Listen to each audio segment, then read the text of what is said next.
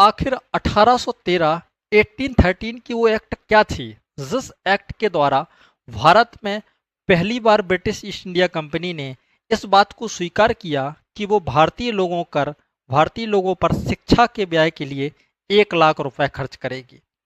सोचिएगा आप कि भारत की पॉपुलेशन बहुत अधिक है और ब्रिटेन की सरकार भारत में British east India company Bharat के एक बहुत बड़े भू राजनीतिक क्षेत्र पर अपना नियंत्रण स्थापित की है और उससे भू राजस्व की वसूली कर रही है।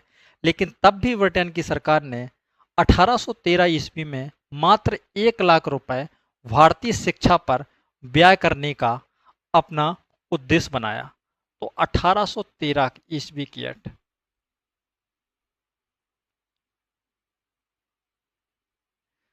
1813 ईस्वी की जो एक्ट है वो भारतीय इतिहास में एक महत्वपूर्ण परिवर्तन का दौर था। और वो भी किस स्तर पर? तो शिक्षा के स्तर पर। शिक्षा के स्तर पर यह महत्वपूर्ण परिवर्तन क्यों है? क्योंकि 1813 ईस्वी में पहली बार ब्रिटेन की सरकार के द्वारा या ईस्ट इंडिया कंपनी के द्वारा भारतीय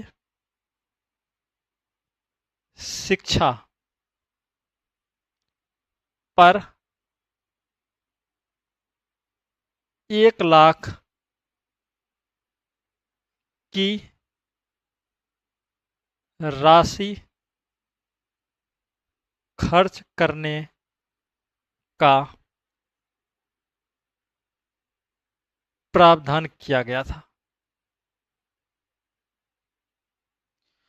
सोचिए 1765 से जो कंपनी भारत में राज कर रही हो, भारत का राजस्व वसूल कर रही हो, वो कंपनी 1813 की एक्ट में ये स्वीकार करती है कि 1 लाख रुपए हम भारत के शिक्षा पर खर्च करेंगे।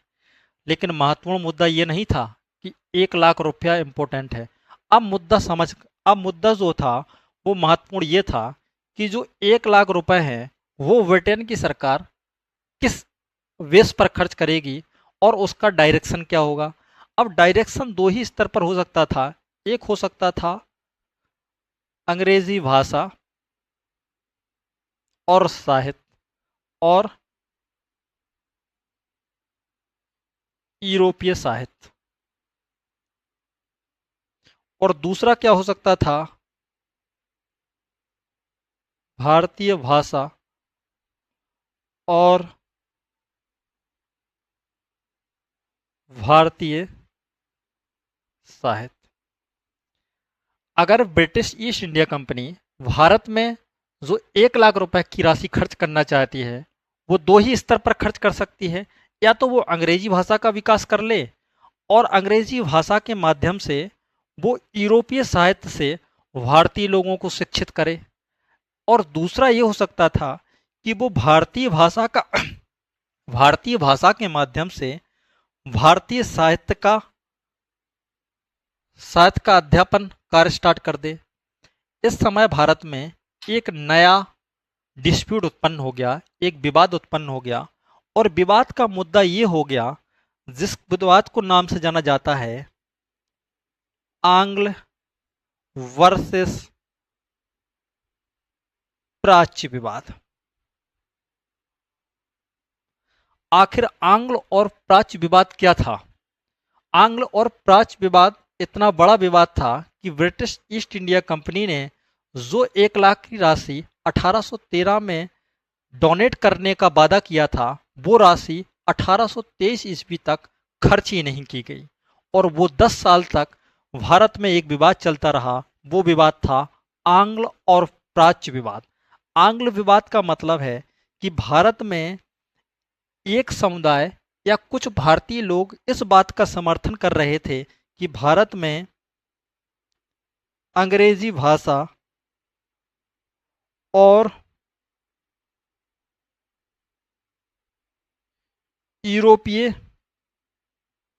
साहित्य या विषयों की शिक्षा दी जाए।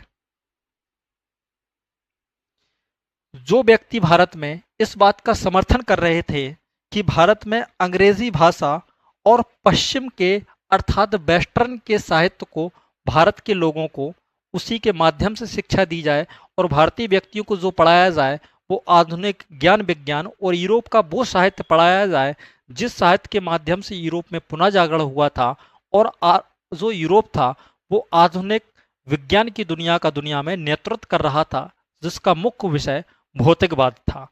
लेकिन यहाँ दूसरा एक समर्थन वर्ग और था जो ये समर्थन कर रहा था कि भारत में शिक्षा जो है, शिक्षा की भाषा जो है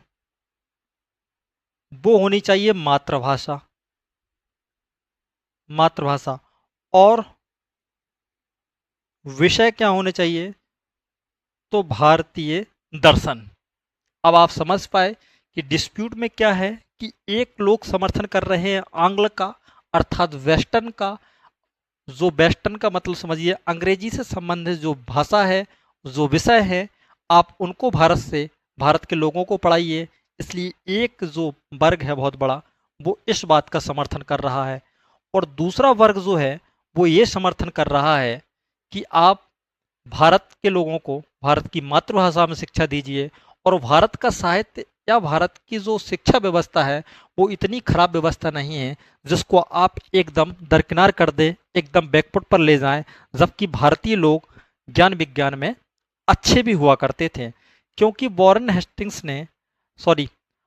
लॉर्ड हेस्टिंग्स ने 1813 के लेख में एक लिखा था कि भारतीय लोग यूरोप के किसी देश से के लोगों से गणित और दूसरे विषयों में बेहतर हैं, अच्छे हैं।